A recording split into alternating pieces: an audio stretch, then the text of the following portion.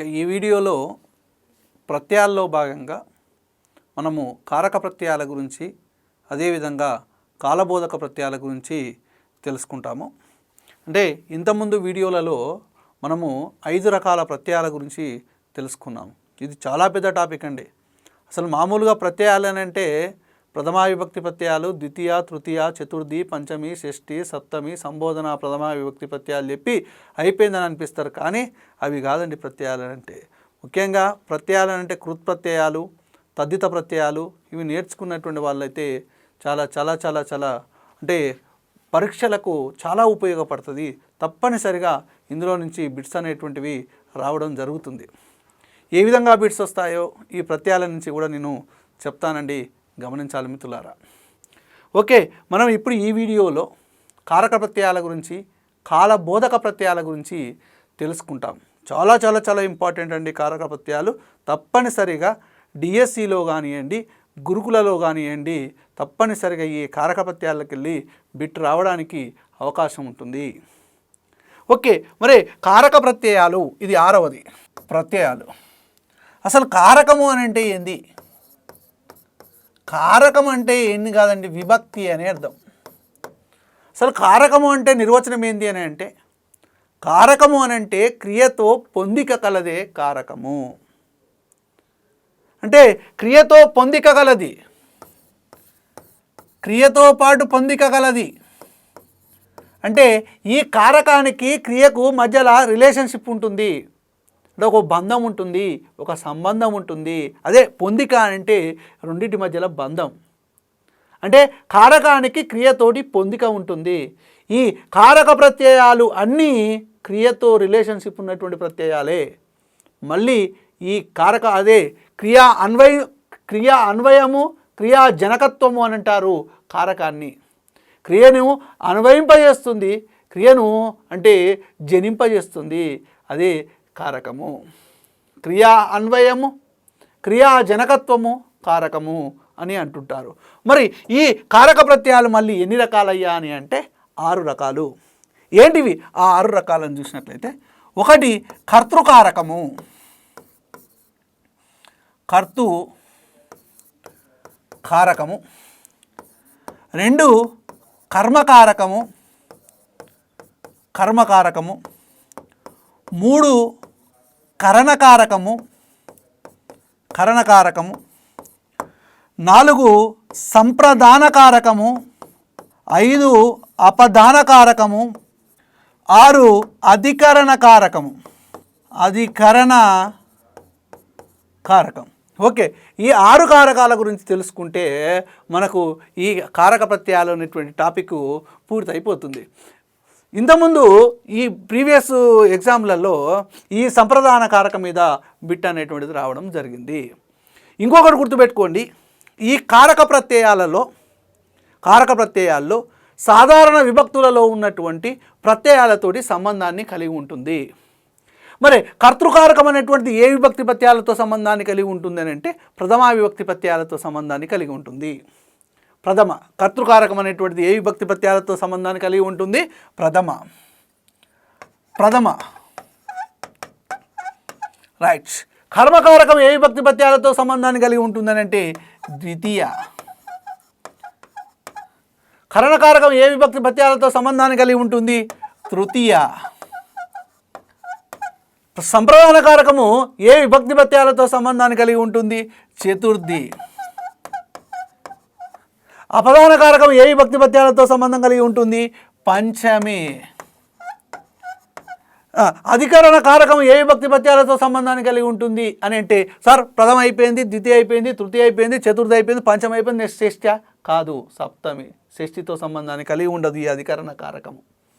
ఇది సప్తమి విభక్తి ప్రత్యయాలతోటి సంబంధాన్ని కలిగి ఉంటుంది. మరి ప్రథమ విభక్తి ప్రత్యయాలు ఏంటివి? డుమువులు. ద్వితీయ విభక్తి ప్రత్యయాలు ఏంటివి? నిన్, నున్, లన్, కూర్చి గురించి. తృతీయ విభక్తి ప్రత్యయాలు చేతన్, చేన్, తోడన్, తోన్. చతుర్థి విభక్తి ప్రత్యయాలు కొరకున్, కై. పంచమి విభక్తి ప్రత్యయాలు వల్లన్, కంటెన్, పట్టి, నుండి. సప్తమి అందు, నన్. షష్ఠి లేదు ఇక్కడ. అంటే ఈ విభక్తి ప్రత్యయాలతోటి కర్తృకారకము సంబంధాన్ని కలిగి ఉంటుంది. ద్వితీయ విభక్తి ప్రత్యయాలతోటి కర్మకారకం సంబంధాన్ని కలిగి ఉంటుంది. తృతీయ విభక్తి ప్రత్యయాలతోటి కరణకారకం సంబంధాన్ని కలిగి ఉంటుంది.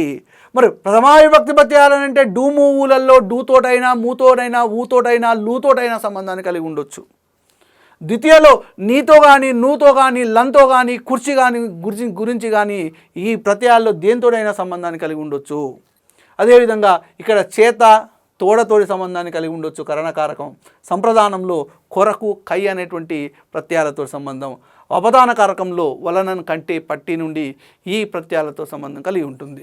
ఇక్కడ మాత్రము సప్తమిలో అందు అనేటువంటి ప్రత్యయంతో సంబంధాన్ని కలిగి ఉంటుంది. ఈ క్రియతో అన్వయము క్రియతో జనకత్వము అని అంటున్నాం కదా. క్రియతో అన్వయింపజేసేది కారకము, క్రియను జనింపజేసేది కారకం అని అంటున్నాము. మరి ఒక్కొక్క దాని గురించి తెలుసుకుందాము. అసలు కర్తృ అంటేంది, కర్మ అంటేంది, కరణ అంటేంది, సంప్రదానం అంటేంది, అపదానం అంటేంది, అధికరణం అంటేందో ఇప్పుడు చూద్దాం. మొదలు కర్తృకారకం. రైట్, కర్తృకారకము. కర్తృకారకము అని అంటే కర్త అంటే ఎవరు? భర్తన. కర్త అంటే పనిని చేసేవాడు కర్త. ఇప్పుడు నేను బోర్డు మీద రాస్తున్నాను, నేను కర్తని. మీరు వింటున్నారు, మీరు శ్రోతలు. ఎవడైతే పని చేస్తాడో వాడు కర్త. దేన్నైతే చేస్తాడో పని అది కర్మ. ఆ పని చేసేటువంటి పదం ఏంటిదని అంటే క్రియ.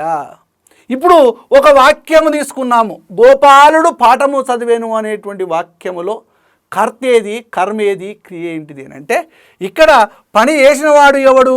గోపాలుడు. ఈ గోపాలుడు అనేటువంటి వాడు కర్త. గోపాలుడు అనేటువంటి వాడు కర్త. ఏం చదివిండు ఈయన? పాఠము చదివిండు. ఇది కర్మ. అసలు ఏం చేసిండు? పని ఏంటిది? ఇది క్రియ. పనిని తెలిపేటువంటి పదమే క్రియ. ఆ పనిని చేసిన వాడు కర్త. ఏం పని చేసిండు? అది కర్మ.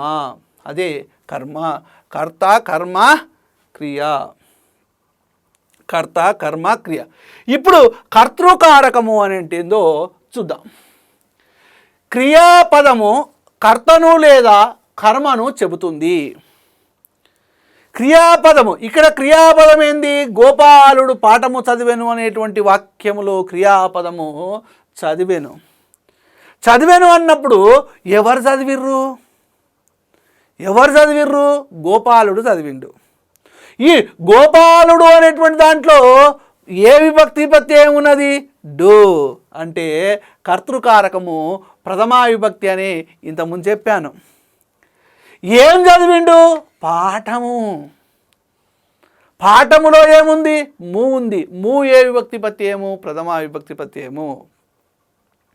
కాబట్టి మరి ఇక్కడ క్రియాపదము కర్తను తెలియజేసింది, అదేవిధంగా కర్మను తెలియజేస్తుంది. అంటే చదివాను అన్నప్పుడు చదివాను అనేటువంటి క్రియను తీసుకున్నట్లయితే ఎవరు చదివిర్రు అన్నప్పుడు గోపాలుడు చదివిండు అనేటువంటిది వస్తుంది. ఏం చదివిండు అని అంటే పాఠము చదివిండు అనేటువంటిది వస్తుంది. పాఠములో ము అనేటువంటి విభక్తి ప్రత్యయం వచ్చింది, గోపాలుల్లో డు అనేటువంటి విభక్తి ప్రత్యయం వచ్చింది. కాబట్టి ఇక్కడ ప్రథమా విభక్తి ప్రత్యయాలు అనేటువంటివి రావడము జరిగింది. అంటే చూపెడితే కర్త చూపెట్టవచ్చు, కర్మ చూపెట్టవచ్చు, లేకపోతే ఒకటన చూపెట్టవచ్చు.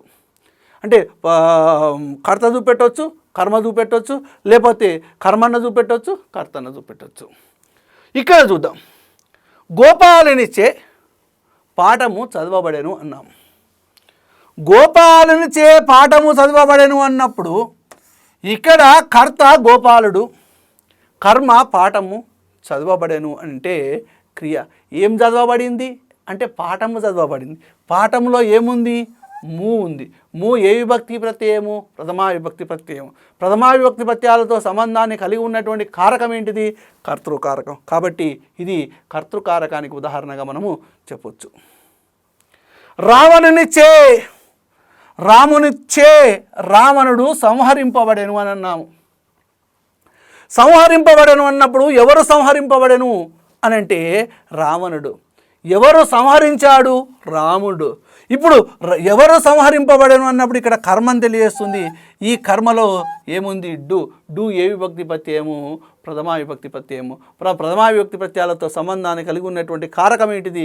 కర్తృకారకము.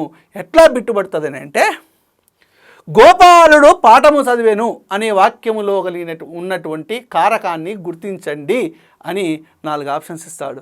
1 కర్తృకారకము, 2 కర్మకారకము, 3 కరణకారకము, 4 సంప్రదాన కారకం అని 4 ఆప్షన్స్ ఇస్తాడు.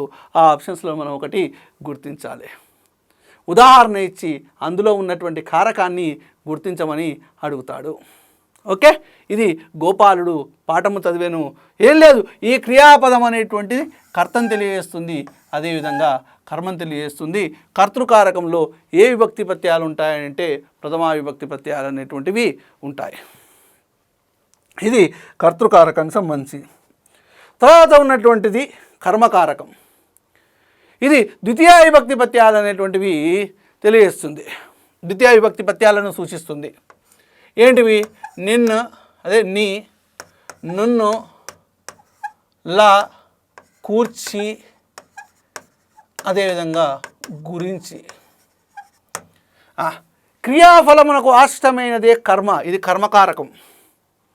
క్రియాఫలమునకు ఆశ్రితమైనదే ఏమేంటిదంటే కర్మ.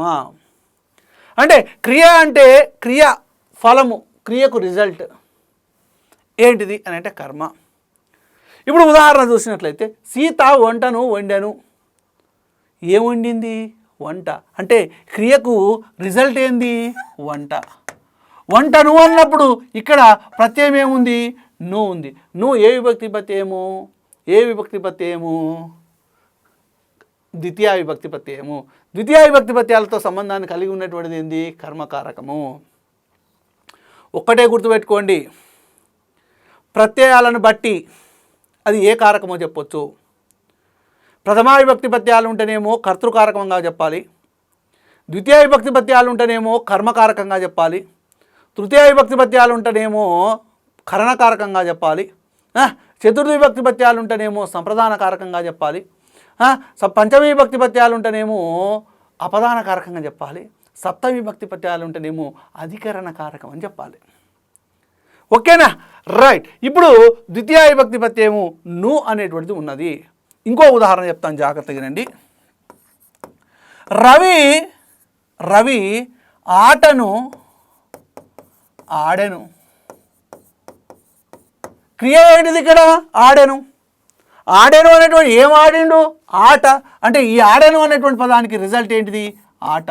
ఇక్కడ ఆటలో ఆటను అనేటువంటి దాంట్లో ఏ విభక్తి ప్రత్యయం ఉంది? ను అనేటువంటిది ఏ విభక్తి ప్రత్యయం అని అంటే ను అనేటువంటిది ద్వితీయ విభక్తి ప్రత్యయం. రాముడు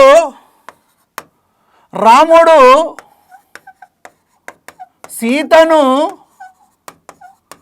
చూచెను. ఎవరిని చూసిండు? సీతను చూసిండు. సీతను అనేటువంటిది ఇది కర్మ, చూచెను అనేటువంటి దానికి రిజల్ట్ ఏంటిది? సీత. అవునా? ఈ సీతను అనేటువంటి దానికి ఈ కర్మకు ఏ విభక్తి ప్రత్యయం ఉంది అని అంటే ను అనేటువంటి విభక్తి ప్రత్యయము ఉన్నది. నెక్స్ట్ ఇంకో ఉదాహరణ చెప్తాను. రాముడు పాఠమును చదివెను అనేటువంటి దానికి రిజల్ట్ ఏంటిది? పాఠము. దీనికి ఏముంది అని అంటే ను అనేటువంటిది ఉన్నది. కాబట్టి ఏమవుతుంది అంటే ఇది కర్మకారకం అవుతుంది. వీటన్నిటి కర్మను సూచిస్తున్నాయి. ఈ క్రియ దేన్ని సూచిస్తుంది? కర్మనే. ఇక్కడ ఈ క్రియ దేన్ని సూచిస్తుంది? కర్మనే. ఇక్కడే ఏ సూచిస్తుంది? కర్మనే. ఇక్కడే సూచిస్తుంది? కర్మనే. ఈ కర్మకు ఏ విభక్తి ప్రత్యయాలు ఉన్నాయి? ద్వితీయ విభక్తి ప్రత్యయాలు ఉన్నాయి. కాబట్టి ఇది కర్మకారకంగా మనము చెప్పాలి. ఓకే. తర్వాత ఉన్నటువంటిది కరణకారకం. జాగ్రత్తగా వినాలి. ఈ కరణకారకంలో తృతీయ విభక్తి ప్రత్యయాలు అనేటువంటివి ఉంటాయి. ఏంటివా తృతీయ విభక్తి ప్రత్యయాలు అని అంటే చేత, అదేవిధంగా తోడ. చేత, తోడ ఇది కరణకారకం.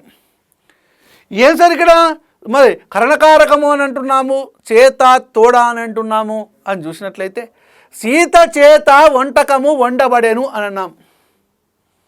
దీనికి క్రియకు వండబడెను అని అన్నప్పుడు ఎవరు వండిండ్రు అంటే సీత వండింది.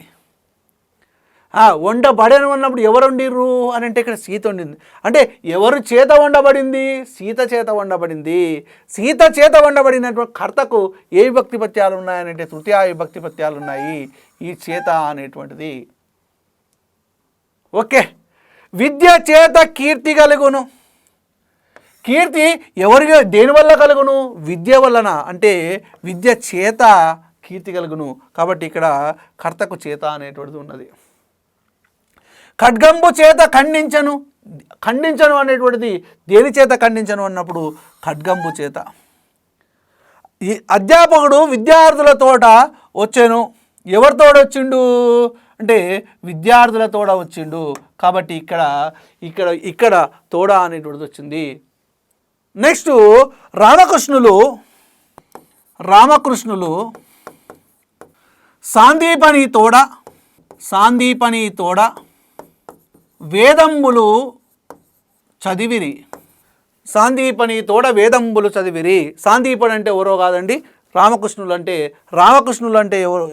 బలరాములు, కృష్ణులు. ఈ బలరాముడు శ్రీకృష్ణుల యొక్క గురువు సాందీపుడు. ఈ సాందీపని తోట వేదంబులు చదివిరి.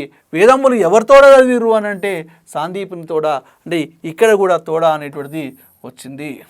అంటే క్రియ అన్నప్పుడు ఆ క్రియ ఎవరి వల్ల జరిగింది అని చూసినట్లయితే ఇక్కడ కర్తను తెలియజేస్తుంది. కర్తకు ఏ విభక్తి ప్రత్యయాలు ఉంటాయంటే తృతీయ విభక్తి ప్రత్యయాలు ఉంటాయి. ఆ తృతీయ విభక్తి ప్రత్యయాలు ఉన్నటువంటి దాన్ని ఏ కారకం అని అంటామనంటే కరణకారకం అంటాం. ఓకే. తర్వాత కరణకారకం తర్వాత ఉన్నటువంటిది సంప్రదాన కారకం. అసలు సంప్రదానము అంటే ఏంటి అడిగాడు, డైరెక్ట్ బిట్ అడిగిండు ఒకసారి. సంప్రదానము అనగా త్యాగము ఉద్దేశ్యం. ఏం త్యాగం అంటే జనక మహారాజు రామునికి సీతను ఇచ్చాడు. అంటే సీతను త్యాగం చేసిండు. ఎవరు తీసుకున్నారు? రాముడు. అంటే ఎవరి కొరకు దానం ఇవ్వబడునో ఆ దానము తీసుకున్నటువంటి వ్యక్తిని ఏమంటామనంటే సంప్రదానం అని అంటాం. ఇప్పుడు జనకుడు రాముని కొరకు కన్యను ఇచ్చను అనేటువంటి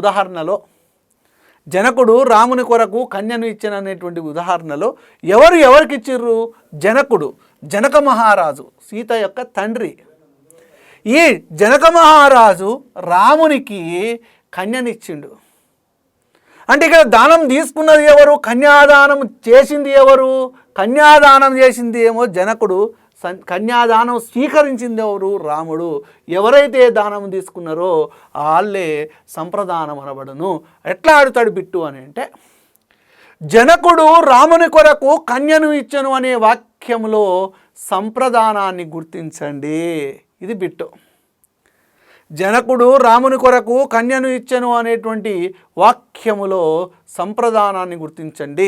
ఆప్షన్ 1 జనకుడు, ఆప్షన్ 2 రాముడు, ఆప్షన్ 3 కన్య, ఆప్షన్ 4 కొరకు అని అన్నప్పుడు ఎవరు దానం తీసుకున్నారు? ఇక్కడ రాముడు దానం తీసుకున్నాడు. ఎవరైతే దానం తీసుకున్నారో వాళ్ళే సంప్రదానము. వాళ్ళ పక్కకే ఏ విభక్తి ప్రత్యయం ఉంటుందని అంటే చతుర్థి విభక్తి ప్రత్యయం ఉంటుంది. కొరకు కానీ కయ్య కానీ ఉంటుంది. నెక్స్ట్ ఉపాధ్యాయుడు విద్యార్థుల కొరకు పుస్తకాలు ఇచ్చెను. మరి ఇప్పుడు ఉపాధ్యాయుడు ఎవరికి త్యాగం చేసిండు? పుస్తకాలను విద్యార్థులకు త్యాగం చేసిండు. ఎవరు తీసుకున్నారు? ఆ త్యాగాన్ని ఎవరు తీసుకున్నారు? విద్యార్థులు. కాబట్టి ఇక్కడ ఈ వాక్యంలో సంప్రదానం ఎవరనంటే విద్యార్థులు.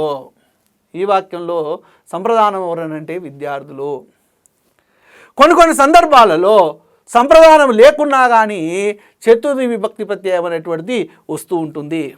ఉత్తమ శ్రేణిలో ఉత్తీర్ణుడు కొరకు ప్రయత్నింపవలేను. ఇక్కడ ఏమైనా దానం ఉందా? ఏదైనా సంప్రదానం ఉందా? ఇక్కడ ఏం లేదుగా. ఉత్తమ శ్రేణిలో ఉత్తీర్ణుడగుట కొరకు ప్రయత్నింపవలను అని అన్నాము. మరి ఉత్తమ శ్రేణిలో ఉత్తీర్ణుడగుట కొరకు ప్రయత్నింపవలను అని అన్నప్పుడు జాగ్రత్తగా గమనించాలి. ఉత్తమ శ్రేణిలో ఉత్తీర్ణులగుట కొరకు ఇక్కడ ఎవరు దానం చేసిరు, ఎవరు తీసుకుండు, ఎవరు దానం చేయలే, ఎవరు తీసుకోలేదు. కానీ చతుర్థి విభక్తి ప్రత్యయం వచ్చింది కాబట్టి మరి ఇక్కడ అంటే కొన్ని సందర్భాల్లో సంప్రదానం లేకుండాను చతుర్థి విభక్తి ప్రత్యయం అనేటువంటిది వస్తుంది. ఓకేనా? కొన్ని సందర్భాల్లో లేకున్నా కానీ శ్రీకృష్ణుడు అర్జునుని కొరకు సుభద్రను ఇచ్చెను. ఇది వాక్యం. శ్రీకృష్ణుడు అర్జునుని కొరకు సుభద్రను ఇచ్చెను. ఇక్కడ ఈ వాక్యంలో సంప్రదానం ఎవరు? అర్జునుడు. ఎందుకు నేను ఇక్కడ గ్యాప్ ఇచ్చినానంటే మీరు అంత లోపల ఆలోచన చేసుకోవాలి. ఆన్లైన్ అయినా కానీ ప్రత్యక్షంగా క్లాసు వింటున్నటువంటి అనుభూతి అనేటువంటిది రావాలి. అది ఉపాధ్యాయుని యొక్క లక్షణం. అది నేను ఇక్కడ ఆన్లైన్లో క్లాస్ వింటున్నాను, మొబైల్లో పాఠం వింటున్నాను అనేటువంటి మనకు డౌట్ అనేటువంటిది రావద్దు. ప్రత్యక్షంగా గురువుగారు ముందల ఉండి గురువుగారు ముందల కూర్చొని నేను పాఠం వింటున్నా అనేటువంటి అనుభూతి రావాలి. ఆ అనుభూతితోటి పాఠం వినాలి. విన్నప్పుడే మీరు అనుకున్నటువంటి లక్ష్యాలను సాధించగలరు. గుర్తుపెట్టుకోండి. నేనిక్కడ నువ్వక్కడ, నేనిక్కడ ఉండి పాఠం చెప్తున్నా, నువ్వేమో నీ ఇంట్లో ఉండి నీ బెడ్రూమ్లో కూర్చొని పాఠం వింటున్నావు. అయినా కానీ నీకు ఇంత దూరం వచ్చి అదే హైదరాబాద్ నగరానికి వచ్చి కోచింగు తీసుకునేంతకంటే ఎక్కువనే మీకు అనుభూతి కలిగే విధంగా ఇక్కడ పాఠం అనేటువంటిది ఉంటుంది. ఓకేనా? జాగ్రత్తగా గమనించాలి. ఉత్తమ శ్రేణిలో ఉత్తీర్ణుడగుట కొరకు అనేటువంటి దానిలో ఇక్కడ సంప్రదానం లేకున్నా కానీ మనకు ఇక్కడ కొరకు అనేటువంటి ప్రత్యయము వచ్చింది. ఓకే? సంప్రదానం అంటే ఏం లేదు, త్యాగం యొక్క ఉద్దేశ్యం. ఒక్కోసారి డైరెక్ట్ కూడా బిట్ అడుగుతున్నాడు. సంప్రదానము అనగా త్యాగము యొక్క ఉద్దేశ్యము. దేని కొరకు త్యాగం చేసిండు, ఎవరికి త్యాగం చేసిండు, ఎవరు దానం తీసుకునేటోడు సంప్రదానం అంటారా, ధ్యానం ఇచ్చేటోడు సంప్రదానమా అంటే తీసుకునేటోడే సంప్రదానం. ఇప్పుడు నేను విద్యను బోధిస్తున్నాను, మీరు తీసుకుంటున్నారు. మరి మీరు సంప్రదానం అవుతారా, నేను సంప్రదానం అవుతానా? మీరే సంప్రదానము. ఉపాధ్యాయుడు విద్యార్థుల కొరకు ఉత్తమమైనటువంటి బోధన చేస్తున్నాడు అంటే మీరు విద్యార్థులు అనేటువంటి వాళ్ళు సంప్రదానం అవుతారు. దాన్ని మీరు గమనించాలి మిత్రులారా. ఓకే? ఇది సంప్రదాన కారకము. తర్వాత అపదాన కారకం. అపదానం అంటే ఏంటి? What is the meaning of అపదానము? అపదానం అంటే ఏం లేదండి, జుగుప్స. అంటే ఇట్లా జుగుప్స కల్పించడం అన్నమాట. ఇది చూడగానే ఇట్లా ఒక కుష్ఠవ్యాధి వచ్చినటువంటి వాడిని ఇట్లా చూస్తాం చూడండి, ఒక గుప్సా వాతావరణం. నెక్స్ట్ భయం, అక్కడ పాముంది, అడుపోకరా అన్నట్టు భయం కలిగిస్తాము. నెక్స్ట్ ఎడబాటు. ఇద్దరు ప్రేమికుల మధ్యలో ఎడబాటు, భార్యాభర్తల మధ్య ఎడబాటు, అంటే రాజ్యానికి రాజుకు మధ్యలో కూడా ఎడబాటు. రాజ్యాన్ని పోగొట్టుకుంటాడు రాజు, అప్పుడు ఈ రాజ్యానికి రాజుకు మధ్యలో కూడా ఎడబాటు అనేటువంటిది ఉంటుంది. ఎడబాటు. ప్రియుడికి మధ్యలో ఎడబాటు, ప్రియురాలికి మధ్యలో ఎడబాటు. ఓకే? ఈ ఏవగించుకోవడం, అసహించుకోవడం అన్నమాట. ఏవగింపుకోవడం. ఓకే, ఇవి ఉంటే దానిని ఏమంటామంటే అపధార కారకం అంటాము. జుగుప్స, భయము, ఎడబాటు, ఏవగింపు వేటి వలన కలుగునో దానిని అపదానము అని అంటాము. జుగుప్స, భయము, ఎడబాటు, ఏవగింపు వేటి వలన అయితే కలుగునో దానిని అపదానము అని అంటాము. ఉదాహరణ, మైత్రుండు అనేటువంటి వ్యక్తి రాజ్యంబు వలన భ్రష్టుడయిండు. అంటే ఈ మైత్రునికి రాజ్యానికి మధ్యలో ఎడబాటు వచ్చింది. రాజ్యంబు వలన, వలన అనేటువంటి దేని వలన భ్రష్టుడయిండు వాడు? దేని వలన భ్రష్టుడయిండు? రాజ్యము వలన భ్రష్టుడైపోయిండు. రాజ్యము వలన భ్రష్టుడైపోయిండు. అర్థమవుతుందా? నెక్స్ట్, చోరును వలన భయపడను. ఇక్కడ చోరును ఎవరి వలన భయపడను? చోరును వలన. ఇక్కడ జరిగినటువంటి అపదానం ఏంటిది? భయం. పైన కలిగినటువంటి అపదానం ఏంటిది? ఎడబాటు. పాపంబు వలన, పాపంబు వలన ఏవగించు. నువ్వు పాపం చేసినావు. అప్పుడు కొంతమంది చూస్తే నువ్వు పాపం చేసినవు అని ఏవగించుకుంటారు, తిరస్కరిస్తుంటారు, అసహించుకుంటారు. అటువంటి దానిని ఏవగింపు అని అంటాము. ఎడబాటు జుగుప్సాకరమైనటువంటి వాతావరణాన్ని కలిగిస్తే దాన్ని ఏమంటామనంటే అపదానం అని అంటాము. అపదానం అనేటువంటిది వచ్చినప్పుడు, అపదానం అనేటువంటి కారకం వచ్చినప్పుడు పంచమీ విభక్తి ప్రత్యయాలు అనేటువంటివి కనపడతాయి. అవి వలన. ఎట్లా బిట్టెట్లా అడుగుతాడు? చోరును వలన భయపడెను అనే వాక్యములో ఉన్నటువంటి కారకాన్ని గుర్తించండి. వలన కనపడ్డది కాబట్టి కళ్ళు మూసుకొని, వలన కనపడ్డది కాబట్టి కళ్ళు మూసుకొని అపదాన కారకం అని పెట్టేయాలి అంతే. కొరకు కనపడ్డది అని అంటే కళ్ళు మూసుకొని సంప్రదాన కారకం అని పెట్టాలి. చేత కనపడ్డది అని అంటే కరణకారకము. క్లియర్? నెక్స్ట్, ద్వితీయ విభక్తి ప్రత్యయాలు కనపడ్డాయి అని అంటే కర్మకారకము. కర్మలో కర్తలు ప్రథమా విభక్తి ప్రత్యయాలు కనపడ్డాయి అనుకోండి, అది కర్తృకారకము. ఓకే, ఇంత సింపుల్ ఉన్నాయంటే చూడండి. మనకు చూసేటప్పుడు కర్తృకారకం ఎట్లనో ఏమో, ఇది వస్తుందో రాదో, అర్థమవుతుందో కాదో అనేటువంటి భయం కలుగుతుంది. పాఠం అంతా విన్న తర్వాత ఎంత బిజీ సార్ ఇవి అని అనిపిస్తుంది. అంటే పాఠం వినడానికి ముందు, పాఠం విన్న తర్వాత తేడా అనేటువంటిది మీరు గమనిస్తారు. ఎన్ని లక్షలు పెట్టినా ఇలాంటి సబ్జెక్ట్ మీకు రాదు, గుర్తుపెట్టుకోండి. మీరు పీజీలు చేసినా, పిహెచ్డీలు చేసినా ఇలాంటి సబ్జెక్ట్ రాదండి. అసలు నేర్చుకోలేరు. మీరు పీజీలో కూడా ఇలాంటివి మీరు నేర్చుకోలేరు.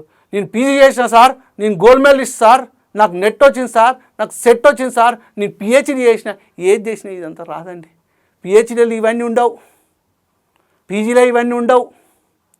మనకు పీజీల కంటే డెప్త్ సబ్జెక్ట్ అనేటువంటిది మనకు ఈ గురుకుల డిఎస్సిలో ఇవ్వడం జరిగిందండి. కాబట్టి ప్రశ్నలు కూడా మామూలుగా ఉండవు, డైరెక్ట్ ప్రశ్నలు అనేటువంటివి ఉండవు, మొత్తం అప్లికేషన్ బిట్స్ అనేటువంటివి ఉంటాయి. సబ్జెక్ట్ మీద మనకు మంచి అండర్స్టాండింగ్, అవగాహన ఉన్నప్పుడు మాత్రమే మనము బిట్స్ని చేయగలుగుతాము, లేకపోతే చేయలేము. ఓకేనా? రైట్. ఇది అపదాన కారకం. తర్వాత ఉన్నటువంటిది ఆరోది అధికరణ కారకము. అధికరణము అంటే ఏంటి? అధికరణము అంటే ఆధారం. డిపెండ్, ఇండిపెండెంట్ అని అంటాం. ఇండిపెండెంట్ అంటేనేమో స్వతంత్రంగా ఎవరి మీద ఆధారపడకుండా ఉండడమే ఇండిపెండెంట్. డిపెండ్ అంటేనేమో ఆధారపడము. ఎవరి మీద ఆధారపడతాం చూద్దాం. ఈ అధికరణం అంటే ఆధారము. ఈ ఆధారము అనేటువంటి దానికి మరి ప్రత్యయం ఏంటిదని అంటే అందు అనేటువంటి ప్రత్యయము. ఇది సప్తమీ విభక్తి ప్రత్యయము. అందన్, నన్. మళ్ళీ ఈ అధికరణ కారకము 3 రకాలు. 1 ఔపశ్లేషికము, 2 వైషయికము, 3 అభివ్యాపకము. 1 ఔపశ్లేషికము, 2 వైషయికము, 3 అభివ్యాపకము. రైట్. ఔపశ్లేషికం అంటే ఏం లేదండి, సమీప సంబంధం కలిగినటువంటి దానిని ఔపశ్లేషికం అంటాము. విషయ సంబంధమైనటువంటి దాన్ని వైషయికం అని అంటాము. అంతటా వ్యాపించి ఉండడాన్ని ఏమంటామనంటే అభివ్యాపకము. అంతటా వ్యాపించడము సర్వంతర్యామి అని అంటాం, చూసినావా?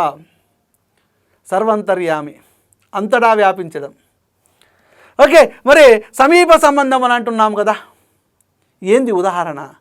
మరి ఇక్కడ ఈ సమీప సంబంధానికైనా కానీ, వైషయికానికైనా కానీ, అభివ్యాపకానికి ఉదాహరణలు తీసుకున్నా కానీ ఆ ఉదాహరణలలో తప్పనిసరిగా సప్తమీ విభక్తి ప్రత్యయం అనేటువంటి అందు అనేటువంటిది ఉంటుంది. తప్పనిసరిగా ఉంటుంది అందు అనేటువంటిది. ఇప్పుడు సమీప సంబంధం ఉదాహరణ తీసుకున్నట్లయితే ఘటమందు జలం ఉన్నది. ఘటం అంటే ఏంది? ఒక గోళం. జలం అంటే ఏంది? నీళ్ళు. మరి ఎవరికి జలానికి ఎవరితో సంబంధం ఉంటుంది? గోళాలతోటి, బిందెలతోటి, పాత్రలతోటి, వాటితోటి సంబంధం ఉంటుంది. మరి ఈ ఘటానికి జలానికి సమీపమైనటువంటి సంబంధం, దగ్గరి సంబంధం ఉంటుంది. లోటకు తోటకు ఉన్నటువంటి సంబంధం అన్నమాట. లోట తెలుసుగా, లోట తోట. లోట తీసుకొని వెళ్ళిపోతాం, తోటకే పోతాం. మరి లోటకు తోటకు సంబంధం ఉన్నట్లే ఇక్కడ ఘటానికి జలానికి కూడా సంబంధం ఉంది. సమీప సంబంధం, దగ్గర సంబంధం. తరగతి యందు విద్యార్థులు ఉన్నారు. తరగతి అంటేనే విద్యార్థులు లేకపోతే తరగతి ఉంటుందా? కానీ ఇక్కడ విద్యార్థులు లేకున్నా కానీ నేను పాఠం చెప్తున్నా. That is the online class. అంటే మీరు అక్కడ, నేను ఇక్కడ, అంతే. తరగతి అంటేనే విద్యార్థులు. మరి వీళ్ళిద్దరికి మధ్యలో సమీప సంబంధం. తరగతి యందు విద్యార్థులు ఉన్నారు. నెక్స్ట్, భర్త యందు సగము భార్య. నిజంగానే అంటారా? భర్త అంటే భరించేవాడే అంటారు. ఎవరిని భరిస్తాడు? అందరిని భరించాడు. ఒక భార్యను ఒక్కదాన్నే భరిస్తాడు. అంటే భర్త యందు సగము భార్య అని అంటున్నాడు. మరి ఇక్కడ ఈ భర్తకు భార్యకు సమీప సంబంధము. మళ్ళీ ఇక్కడ అందు అనేటువంటిది వచ్చింది చూడండి. ఇక్కడ ఘటమందు అంటే ఒక ఆయన ఏమన్నాడంటే, సార్ ఘటం మంద అంటే ఇది అనుకునేరు కాదు, మందులో ఆ ఉంది. ఘటము అందు కానీ ఘటమందు కాదు. ఇక్కడ కూడా అందున్నది. ఘటమందు జలమున్నది. తరగతి యందు విద్యార్థులు ఉన్నారు. సమీప సంబంధం ఉండడం అన్నమాట. నెక్స్ట్, విషయ సంబంధం. ఏదైనా ఒక విషయం నందు ఇంట్రెస్ట్ ఉండడం అన్నమాట. వైషయికం అంటే నాకు బోధన యందు ఆసక్తి ఎక్కువ. నేను బోధించాలని అంటే ఎక్కడున్నా కానీ, ఎంత దూరం ఉన్నా నేను పోతా చెప్పడానికి. నాకు అంత ఇంట్రెస్ట్ అన్నమాట, ఆసక్తి. ఇప్పుడు చూడండి, రాజుకు పాటల యందు ఆసక్తి కలది. రాజుకు ఏ విషయం నందు ఆసక్తి ఎక్కువ ఉన్నది? పాటలు. రవికి ఆటల యందు ఆసక్తి. ఒక ఆయన ఆటలు బాగా ఆడతాడు, ఒక ఆయన పాటలు బాగా పాడతాడు, ఒక ఆయన ఎప్పుడు ముచ్చట్లే పెడుతుంటాడు. దానికి ఎప్పుడు ముచ్చట్లే ఉంటాయి, ఏముండదు. ఇక ఓడు గాలిగా తిరుగుతూనే ఉంటాడు బయట. వాడికి తిరుగుట యందు ఆసక్తి. ఒకనికి ఏమో పాటల యందు మంచిగా పాటలు పాడతాడు. అంటే ఒక విషయానికి సంబంధించి అనేటువంటిది ఉంటే అది విషయ సంబంధమైనటువంటిది. అదే వైషయికం అని అంటే ఏంది? విషయ సంబంధమే. రాజుకు పాటల యందు ఆసక్తి. రవికి క్రీడల యందు నేర్పరి. రవి దేని యందు నేర్పరి? క్రీడల యందు నేర్పరి. అంటే ఈ క్రీడ అనేటువంటి విషయమునందు నేర్పరి. అంటే ఏదైనా ఒక విషయమునందు, ఏదైనా ఒక విషయానికి సంబంధించి చెప్తే అది విషయ సంబంధమైనది. ఇందులో కూడా అందు ఉంది చూడండి, అందు. నెక్స్ట్, లాస్ట్ది అభివ్యాపకం. అభివ్యాపకము అంటే వ్యాపించడం, అంతటా వ్యాపించడం. ఇప్పుడు ఈశ్వరుడు అన్నింటి యందు కలడు. ఎక్కడ చూసినా ఈశ్వరుడు ఉంటాడు. ఇక్కడున్నాడు, ఇక్కడ కూడా ఉండు ఈశ్వరుడు, ఇక్కడ కూడా ఉండు ఈశ్వరుడు, ఇక్కడ కూడా ఉన్నాడు. అదే సర్వాంతర్యామి. ఓ పాట ఉంటుంది, ఎక్కడ చూసినా నీవే బాబా, సర్వాంతర్యామి నీవే బాబా, రంగురంగుల పువ్వుల్లోన నీవే బాబా, గలగల పారేసల ఏరుల్లో నీవే బాబా, ఎక్కడ చూసినా నీవే బాబా, సర్వంతర్యామి నీవే బాబా, పసిపాపల్లో వృద్ధుల్లోన నీ బాబా. సాయిబాబా మీద పాటలు పాడుకునేటప్పుడు ఈ పాటలు ఉంటుంది. అంటే సర్వంతర్యామి, నువ్వు ఎక్కడ చూసినా నువ్వే కనపడుతున్నావు ఓ సాయిబాబా అని ఆ బాబా గురించి పాటలు పాడుకుంటున్నారు. అంటే ఇక్కడ చూడండి, అభివ్యాపకం అని అంటే ఈశ్వరుడు అన్నింటి యందు కలడు. నీ యందు కలడు, నా యందు కలడు, ఎవరి యందైనా కలడు ఈశ్వరుడు అనేటువంటిది. ఎక్కడ చూసినా ఈశ్వరుని యొక్క మహిమలు అనేటువంటివి ఉంటాయి. ఇక్కడ చూడండి, అన్నింటి యందు అందు అనేటువంటిది ఉన్నది. అదే అభివ్యాపకం. అదే అభివ్యాపకము. ఏది ఉన్నా కానీ ఔపశ్లేషికమైన సమీప సంబంధానికైనా కానీ, విషయ సంబంధానికైనా కానీ, విషయ సంబంధమైన అంతటా వ్యాపించడమైనా కానీ మొత్తం మీద అందు అనేటువంటి విభక్తి ప్రత్యయం అనేటువంటిది ఉంటుంది. ఓకే, ఇది ఔపశ్లేషికము, వైషయికము, అభివ్యాపకము. ఇది అధికరణ కారకం. దీంతో మనకు కర్తృకారకం అయిపోయింది. అంటే మొత్తం విభక్తి ప్రత్యయాల్లో 6 అయిపోయినాయి. 1 సాధారణ విభక్తులు, 2 ఔపవిభక్తులు, 3 పురుష ప్రత్యయాలు, 4 కృత్ప్రత్యయాలు, 5 తదిత ప్రత్యయాలు, 6 కారక ప్రత్యయాలు. ఇంకొక్కటి మిగిలింది, అదే కాలబోధక ప్రత్యయాలు, కాలాన్ని బోధించేటువంటి ప్రత్యయాలు. ఓకే, అది కూడా చూద్దాము, జాగ్రత్తగా వినాలి. లాస్ట్ది ఇది కాలబోధక ప్రత్యయాలు. రైట్, కాలబోధక ప్రత్యయాలు అని అంటే కాలాన్ని బోధించేటువంటి ప్రత్యయాలు. మరి కాలాలు ఎన్ని రకాలు తెలుగులో? హౌ మెనీ టైప్స్ ఆఫ్ మరి కాలములు? తెలుగులో కూడా కాలములే అంటారు. ఓకే, ఇంగ్లీష్లో టెన్సెస్ అని అంటాం. How many types of tenses? Present tense, past tense, future tense అని అంటాం. మరి తెలుగులో అయితే ఎన్ని రకాలు అని చూసినట్లయితే భూతకాలము, వర్తమాన కాలము, భూతకాలము, వర్తమాన కాలము, దాంతోపాటు భవిష్యత్తు కాలము, తద్ధర్మకాలం అని 4 రకాలు ఉంటాయి. ఇక్కడ మనము 3 రకాల కాలాలు మాత్రమే చూసుకునే ప్రత్యయాలు 3 రకాలుగా ఉన్నాయి. 1 భూతకాలిక ప్రత్యయాలు, భూతకాలిక ప్రత్యయాలు. నెక్స్ట్ వర్తమానకాలిక ప్రత్యయాలు, వర్తమానకాలిక ప్రత్యయాలు, భవిష్యత్ కాలిక ప్రత్యయాలు.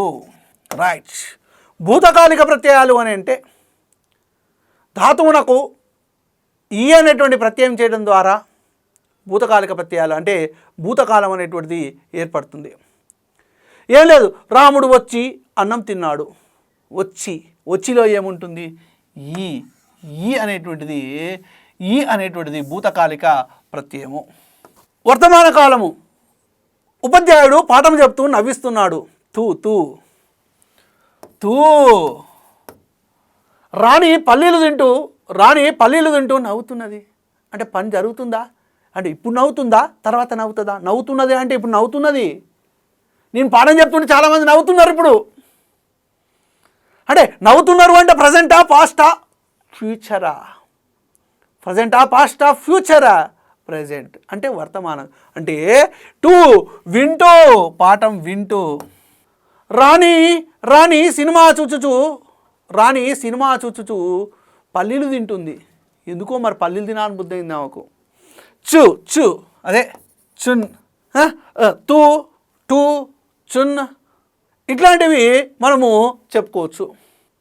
నెక్స్ట్ ఇంకా భవిష్యత్ కాలిక. తే పంటలు పండితే అంటే వర్షాలు కురిస్తే పంటలు పండుతాయి. వర్షాలు బాగా కురిస్తే పంటలు పండుతాయి. తే. నెక్స్ట్ ఇనన్, రాణి వండినను రాజు తింటాడు. రాణి వంతనే రాజు తింటాడు. ఇది భవిష్యత్ కాలం. తే, ఇనన్ అనేటువంటివి.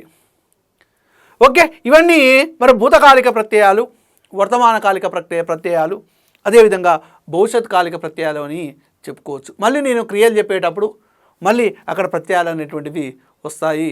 అక్కడ మళ్ళీ నేను ఎక్స్ప్లెయిన్ చేస్తానండి. ఓకే, మొత్తం మీద ఇప్పుడు మనకు ప్రత్యయాలు అనేటువంటి టాపిక్ పూర్తయిపోయింది.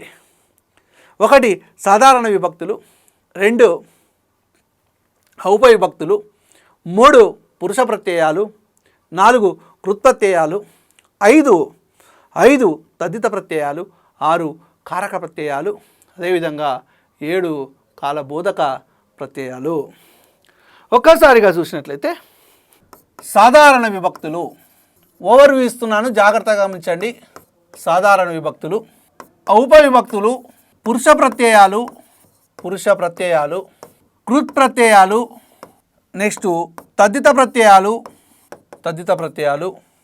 కారక ప్రత్యయాలు, 7వది కాలబోధక ప్రత్యయాలు.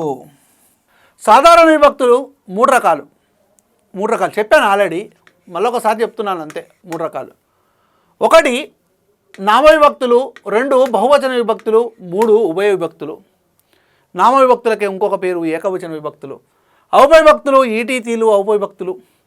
పురుష ప్రత్యయాలు ఉత్తమ పురుష ప్రత్యయాలు, మధ్యమ పురుష ప్రత్యయాలు, ప్రథమ పురుష ప్రత్యయాలు 3 ఇవి. తర్వాత కృత్ప్రత్యయాలు, తద్ధిత ప్రత్యయాలు, కారక ప్రత్యయాలు 6.